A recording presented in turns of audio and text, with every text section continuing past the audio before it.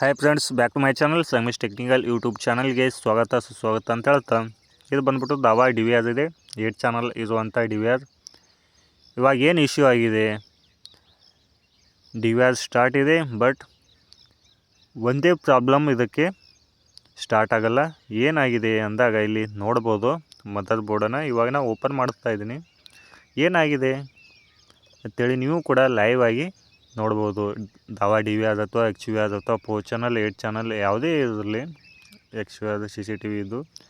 ಇವಾಗ liquid damage ಆಗಿದೆ. ಇದನ್ನು ಕಸ್ಟಮರು ನೀಟ್ನೆಸ್ ಆಗಿ ಮೇಂಟೈನ್ ಮಾಡಿಲ್ಲ, ಹೀಗಾಗಿ ಇದು ಲಿಕ್ವಿಡ್ ಡ್ಯಾಮೇಜ್ ಆಗಿದೆ.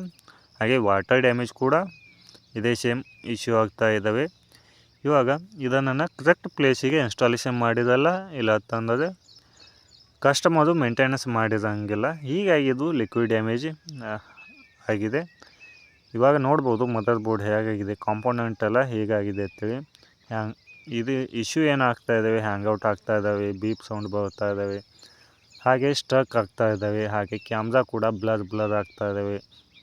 ಹೀಗೆ ಒಂದಲ್ಲ ಹಲವಾರು ಪ್ರಾಬ್ಲಮ್ ಇಶ್ಯೂ ಆಗ್ತಾ ಇದ್ದಾವೆ. ಯಾವುದೇ ಡಿ ವಿ ಆರಲ್ಲಿ ಆಗಲಿ, ಲಿಕ್ವಿಡ್ ಡ್ಯಾಮೇಜ್ ಆದಾಗ, ವಾಟರ್ ಡ್ಯಾಮೇಜ್ ಆದಾಗ ಸರ್ವೇ ಸಾಮಾನ್ಯ ಅಂತ ಹೇಳ್ಬೋದು.